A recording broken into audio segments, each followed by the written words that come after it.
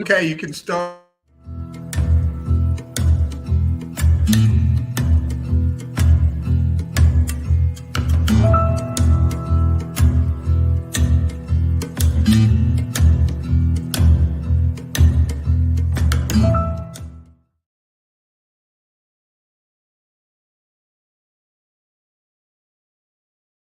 Welcome Home Radio Podcast. Are you looking to buy or sell your home? Our team is here with answers to guide you through the buying and selling process. We encourage you to ask questions. Please comment on this show or visit us at welcomehomeradio.net for more information. Bringing real estate, lending, and education together in one place, and to help you make the right home decision for you and your family.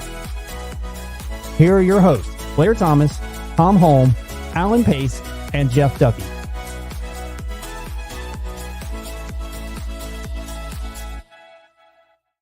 And welcome to Welcome Home Radio, where real estate lending and learning come together. It is August 30th. We've been talking about first-time home buyers, and we thought it would be a great discussion to have to look what neighborhoods, what are the aspects of neighborhoods that these buyers need to be aware of? What are you as a homeowner, maybe you need to be looking at aspects of your neighborhood, and are they living up? Are they good? What do they impact maybe? If you're considering selling, so many things about this conversation could be of value. So bring your questions, comment, like us at welcomehomeradio.net, share us with your friends. You know somebody's possibly looking to buy in the near future. Hey guys, morning. Want to welcome everybody. Hope everybody's doing well and staying hydrated and cool out there. Record-setting August, as I understand it. We're going to be setting the high for the average of the month this year. So everybody staying cool out there? You can't. Oh, you can't, huh? You just can't. Unless you're out there before the sun comes up. Or you just don't go out there. There you go. There you go. I think that's where Tom is at. Drinking a lot of this stuff. Tom is sitting very still in the breeze and the fan.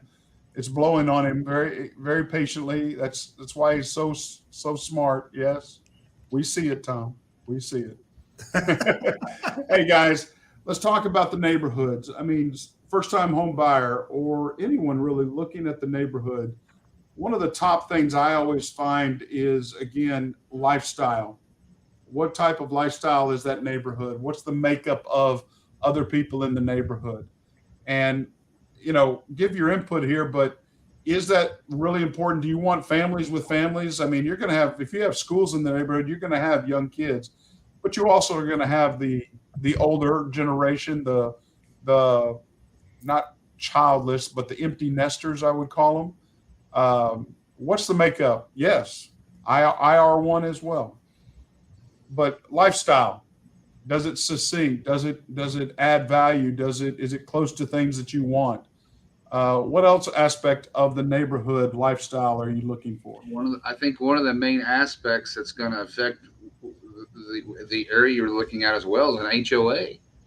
Oh my goodness! Well, just go ahead and let me just pull it right out of the hat. Wow, he blew that gun right out out of the water. Makes you want to sing a happy song, don't it?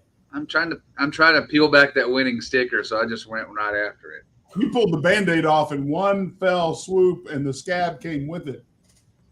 Because I got to tell you, I am an anti-HOA guy from the get-go. I want my neighbors 1 mile away, and I don't want an HOA anywhere within. So, well, you're okay if you have your neighbors 1 mile away. They probably want me 1 mile away as well. I understand.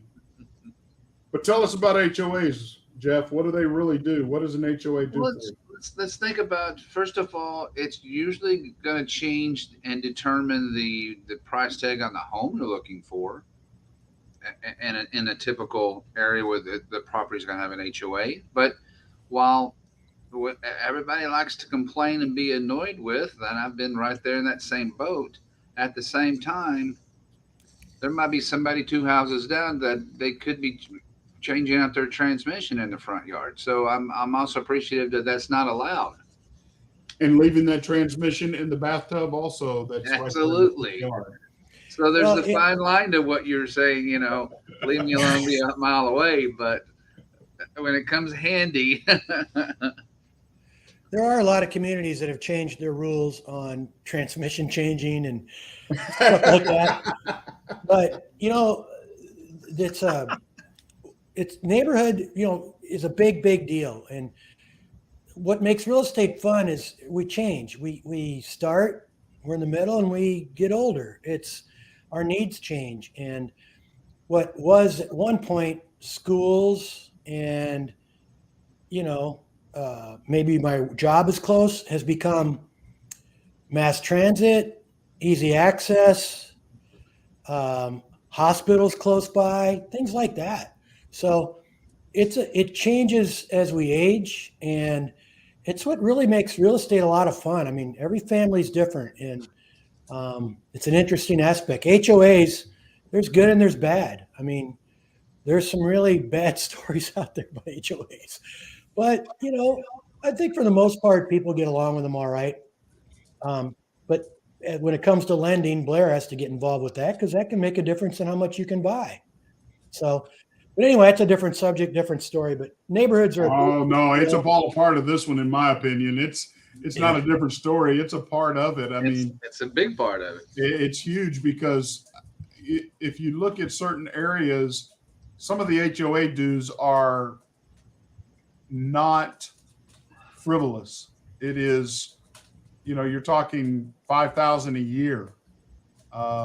It's just amazing how much some of that can be. But I think there are a lot of good that HOAs do, but I'm sorry, sometimes there's a lot of bad. Keeping the neighbor from painting the front door pink to no, you cannot put up an 8-foot fence because you want privacy around your pool. That's not going to work. We require 6 foot only.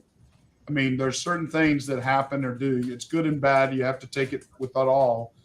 Tom, did you have HOAs back in the caveman days? Usually there was some restrictions as far as what kind of cave art we could put in the cave. And the stonework. What about the vets? And as long as we can make them bear proof, so that type of thing. Oh, okay. Good deal. Well, HOA fees are affected by inflation too. They're going up. And, Yeah, they are. the cost for these things, if you're in a townhome, it's high because they're doing everything. You don't do anything but live there. When it comes to other, subdivisions, you might have pools and health clubs and all sorts of things, and those are high. But you kind of get what you pay for in that aspect. Or you could move to a neighborhood with no HOA and put in your own pool. Have you seen the cost of a swimming pool lately? That is 6 figures. So, it is what it is. But Blair, to your point, I know a lot of people that absolutely no, I don't want an HOA. I also know people that get into neighborhoods that don't have pools and health clubs and all the things like that, rec centers. They just pay, $100 a year to do the flowers in the front. Somebody comes and puts flags in the neighborhood during the 4th of July, things like that. So HOAs are all over the place. And the good part about, at least where we live in the Dallas-Fort Worth area, is you have a lot of choices. You don't want to be in an HOA. There's a lot of areas that are not HOA. And if you want to be in one with all the fancy stuff, we can find you that. And if you want to be middle of the road, that's available too. So we're kind of blessed with that in this area. Hopefully we brought it out that HOAs are important. You need to be aware of that. And it should not be a surprise when you write a contract on a home offer, what is the HOA dues and how that can impact your loan. So be aware of that. Again, lifestyles. I think schools, especially for families, that's a critical piece. Elementary schools. My goodness, we had a past president of a board of school district. How important is how many elementary schools do you have per school district compared to the geographical area and the population of that? I mean, you've got to have a certain number of elementaries feeding into junior high, feeding into high school, right? Is that the way that works? Mm-hmm. Tom? Well, that's the math on it. I know Frisco ISD, it requires 6 students per every school. and then that's 12 students for every, that's elementary school. That creates a lot of schools. So yes, if the concept is, and of course with schools, you get to some communities where they don't want to have a second high school, that type of situation. And these are things that, again, people moving into certain districts and moving into a district for the schools, when they move into those districts for the schools, they don't know about, it's the responsibility of that realtor. And that comes back to Alan, I'm sure knows this very well. When you sell somebody in a certain community, you're supposed to be able to describe that community to the person and tell them about, what goes on. And the politics, unfortunately, become part of the transition, but even more so policy and policies that have been in place for years and years and years. I mean, I'm in a school district where, it was like, build a second high school? No way. No, we're not going to do that. Everybody needs to go to one high school. Well, the one high school that was built is limited as to how many students it can carry safely. And you can't just expand suddenly into another space when you're out of space at a school. So those types of philosophies, they have to be expressed when you're buying a property. And this conversation about community, schools are a big driving force when we make decisions on where we buy homes. Yeah, if you start seeing those little trailer houses outside of school, your taxes are going up. You're getting ready to get another school. So that's a sign. But yeah, anybody moving into a neighborhood and you have kids and schools are important, you got to do a lot of research. You got to, do your diligence. Realtors can help, but don't rely on a realtor to give you everything that is going to matter to your life, because your life's different from the next person's life. So what's a priority to you? Sports, spelling bees or math or whatever. You got to find the right school for you. And, it's interesting you brought up about Frisco ISD, Plano ISD, Allen ISD. I mean, they all have different philosophies. And Allen being the one that has, hey, we're going to have one gigantic high school and everybody feeds into it. Only, for their athletic program, for their educational side, whatever it may be. So you need, as everybody's here said, you need to do your research, understand the district that's there for the community at large, for your family, for your children. If that's not a critical point, if you're an empty nester already, what the other things in the neighborhood are looking for? We're looking for local resources, local retail, pride in the neighborhood. I mean, I know the look, and we talked about HOAs, but a lot of times your HOAs are run by a lot of those empty nesters that have either retired and or are looking and they want to help out. So, what are they looking for? What are those things that, because I think one of the things, crime rate seems to be one of the key things. I would think a lot of people, families and whether with or without kids, are looking for a neighborhood that's secure. What a good example of this is, I think, is Louisville. Very old city, Texas wise, and good community for years and years. And then the 70s came in the 80s, and they built Marcus High School in Flower Mound, which alleviated a lot of the load from Louisville.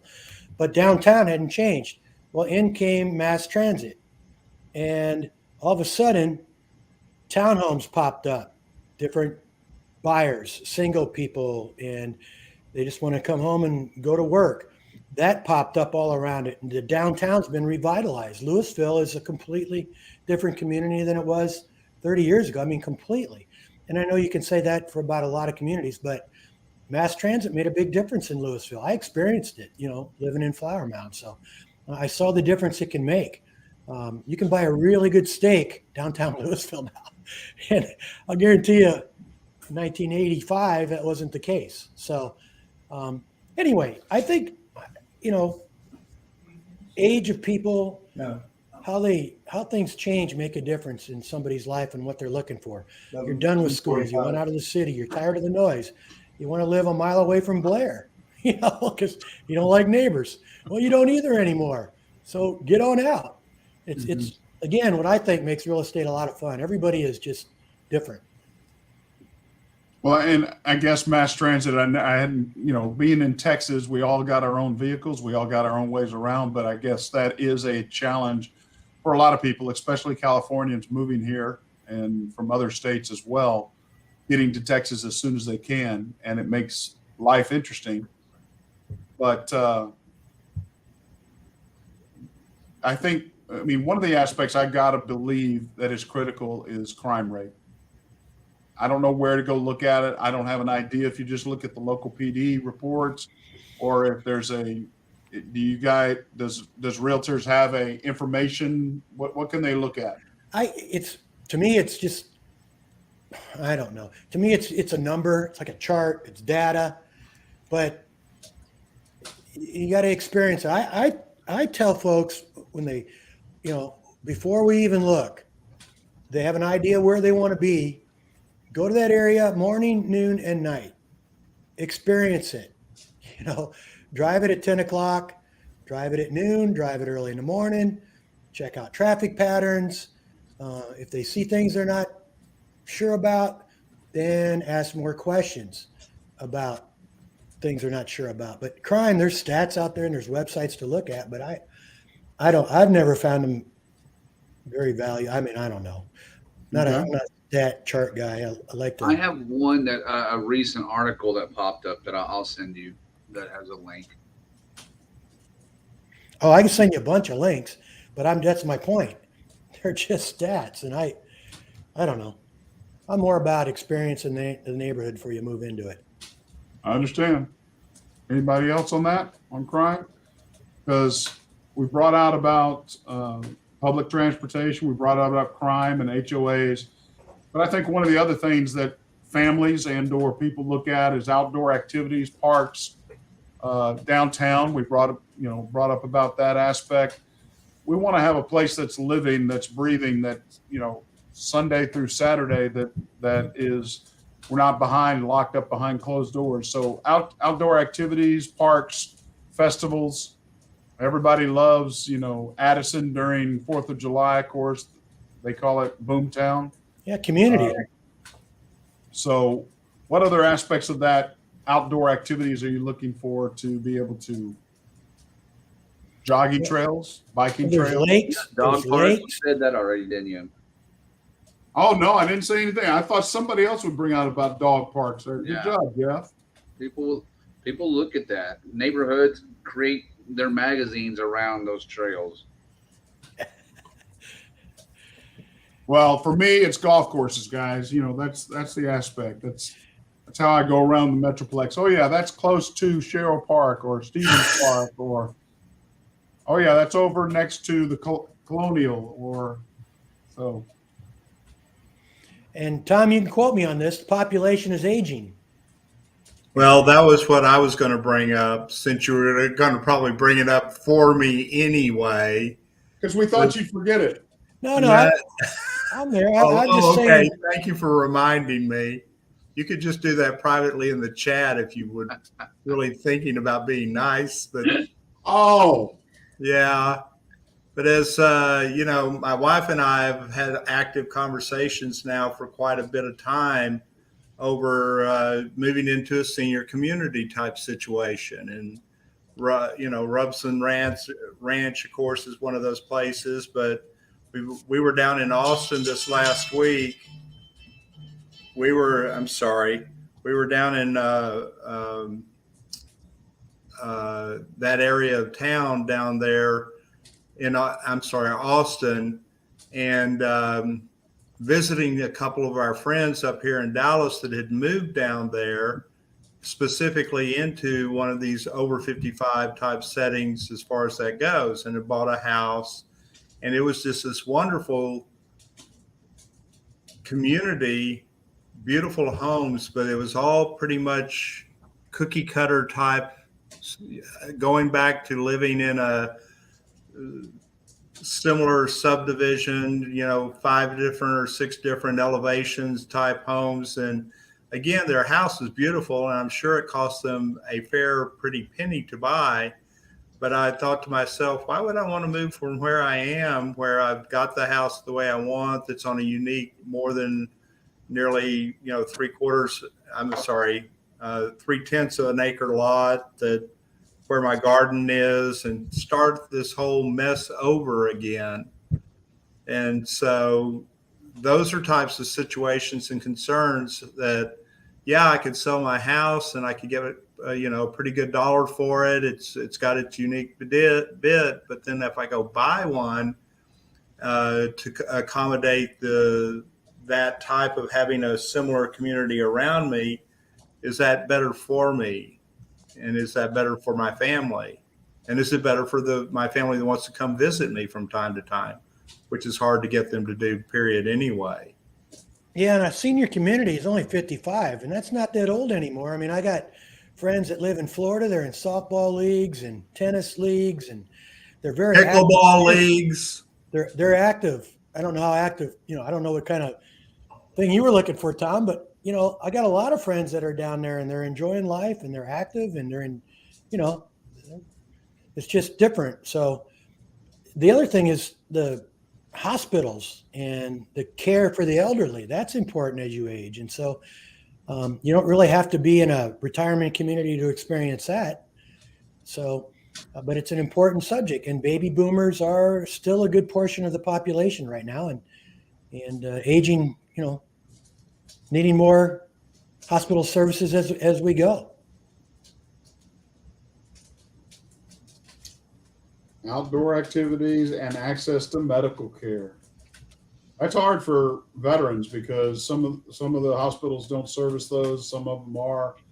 I have to say, but I think those are critical. I agree. Access to medical care and the development. Senior living. It's interesting how those have popped up around the North Texas area.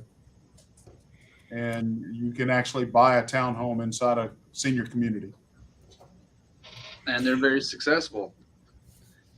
Yep. Because we're just talking about the baby boomers and making some downsizing and making some changes. Baby boomers are still taking care of their parents. We're at a point that's happening in a lot of number wise. Yeah, some baby boomers are needing to be taken care of as well as taking care of their own parents. Well, some are still taking care of their kids too. You can have kids and grandparents. Hi, I need to work another 25 years and we'll be fine. Yeah. Yeah.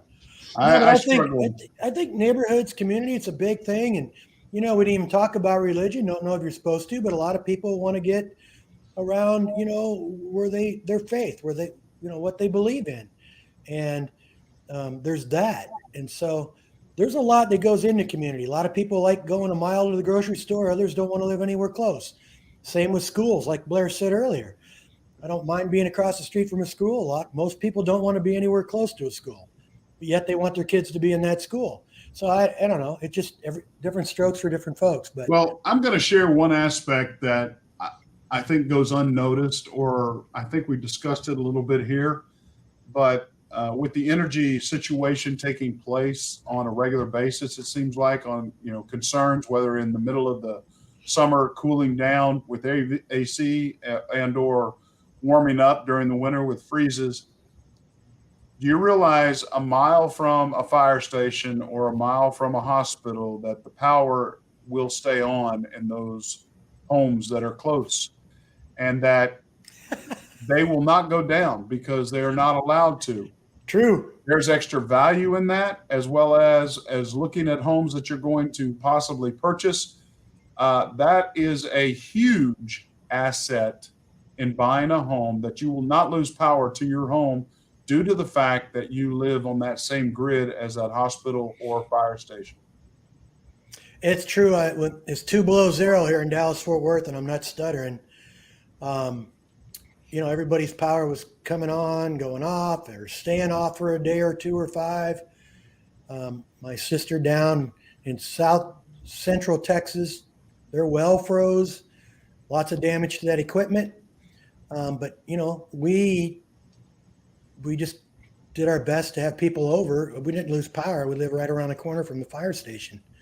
And I'll never complain about the siren ever again. Right.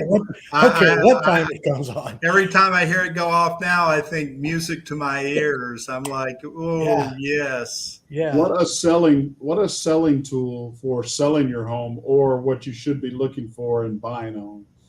I just think that's one of those aspects about neighborhoods that people don't talk about or understand or even consider until it's too late.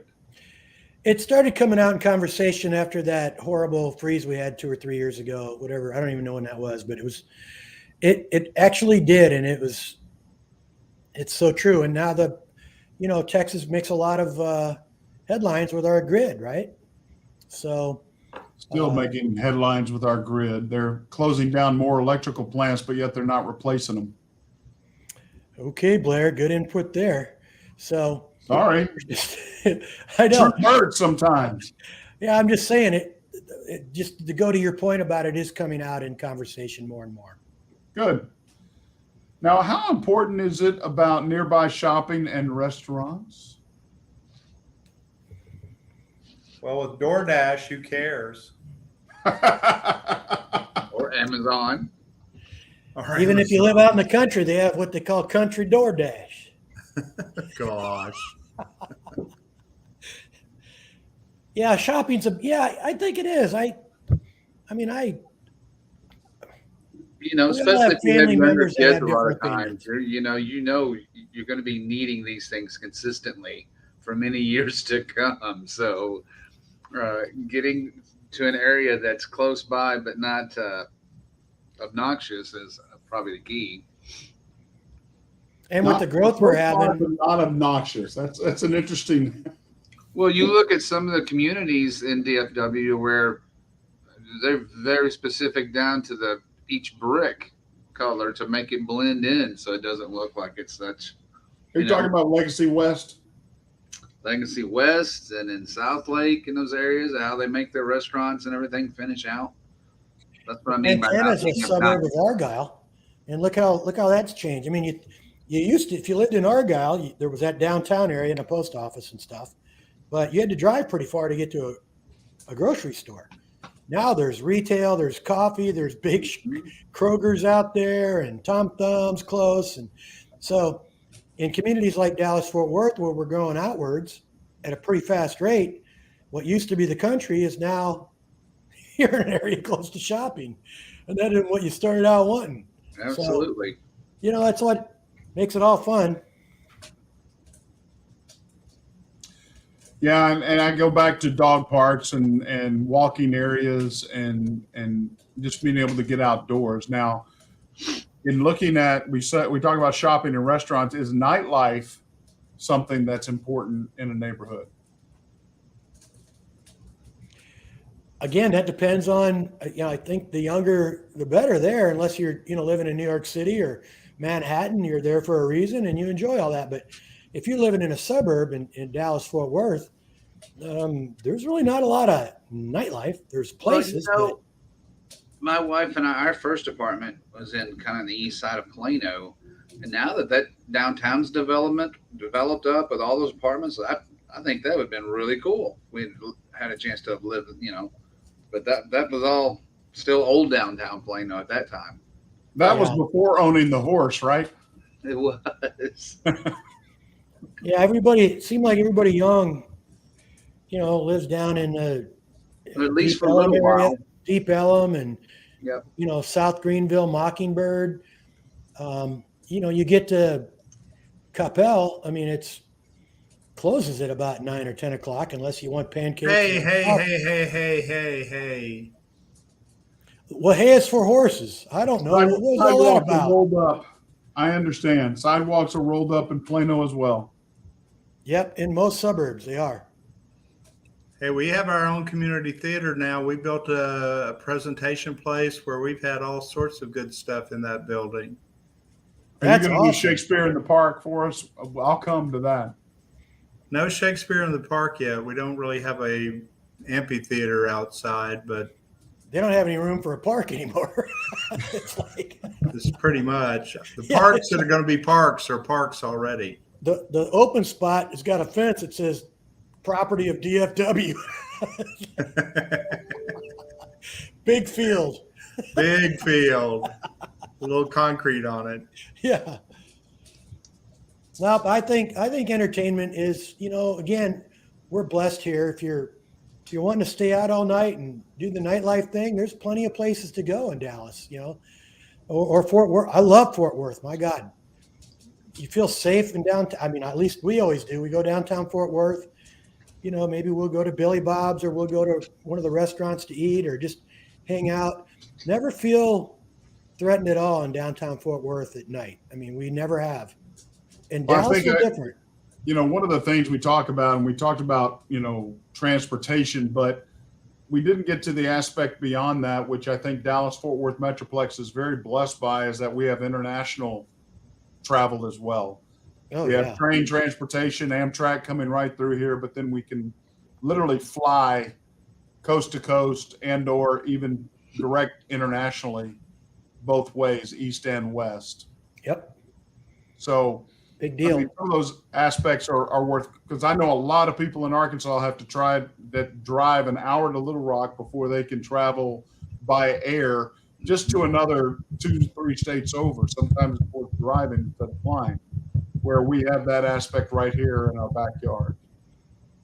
Well, you'll notice that when DFW, I moved to Flower Mound when there was 4,000 people, and it was out in the sticks. And when you lived in the Greenville Forest area, which is where we lived, it was 20-something miles out to Grapevine Lake. That was a trip. Now it's all city, and that airport is what caused it. I mean, DFW made a big, big difference. Sure.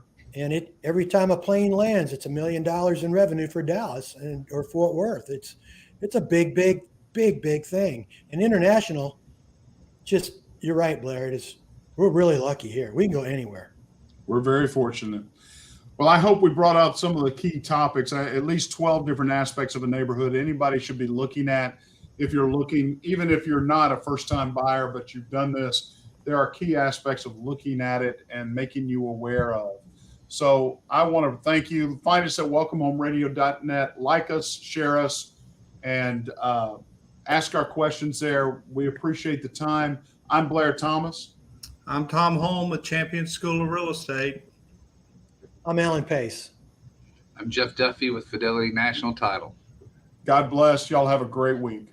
Thank you. Peace. Welcome Home Radio production provided by Lunatic Digital. Check the listing of this podcast for the links to our sponsors. And don't forget to like, share, and follow us on social media. Visit welcomehomeradio.net for more information.